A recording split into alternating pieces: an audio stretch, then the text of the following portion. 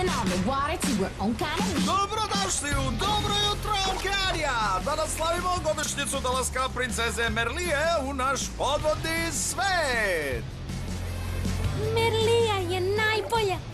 I vrlo je lepa. Merlija je ćerka naše kraljice Kalise, ali kako je rođena sa nogama, Kalisa je Merliju dala njenom ljudskom deki Brejku. I to u pravom trenutku, jer je Kalisu uskoro zarobila njena zla sestra Eris.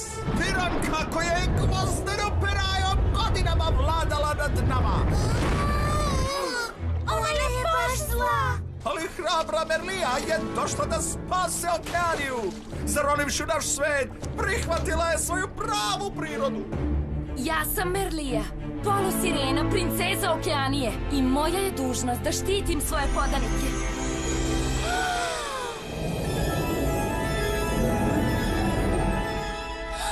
Merlija je postala prava sirena i istekla snagu da pobedi Eris, koja je nakon što je povrijeđena uhvaćena u sopstveni vrtlog i tako je nestala u dnu okeana. Zaslužujem ovo! Da, zaslužuješ.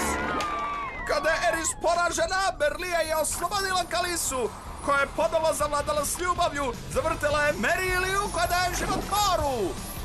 Za uzvrat, Kalisa je Merliji dala čarobnu ogrlicu koja je omogućava da postane sirena ili ljudsko biće kada god to poželi. I od tada je naša princeza postala slavna i u svetu ljudi i u svetu sirena. Možda vas, kako mi je moj izvor javio, ona je na površini i takmeći se na najvećem susretu surfera u životu. Pa sretna ti godišnjica, princezo Merlija, i neka srećni dani potraju za celu Okeaniju. Ona je kraljica talasa.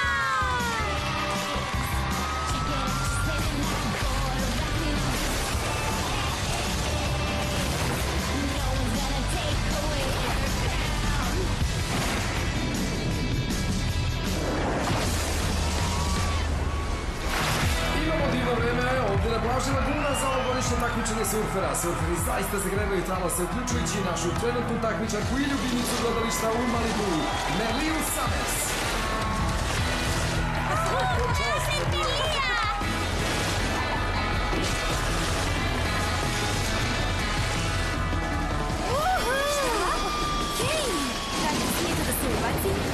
Izgleda da je Merlin najveći protivnik ove godine Kylie Morgan i zbog nje će Merlija zaista morati da se potrudi. Ovo je moj talas, Kylie. To ćemo tek da vidimo.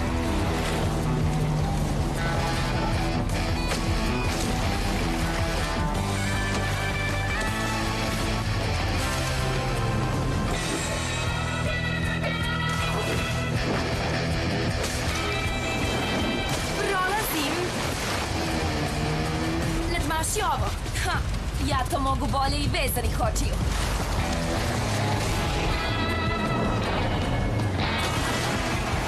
O da! Dozvoli da ti pokažem kako se to radi. Ti to nazivaš stilom?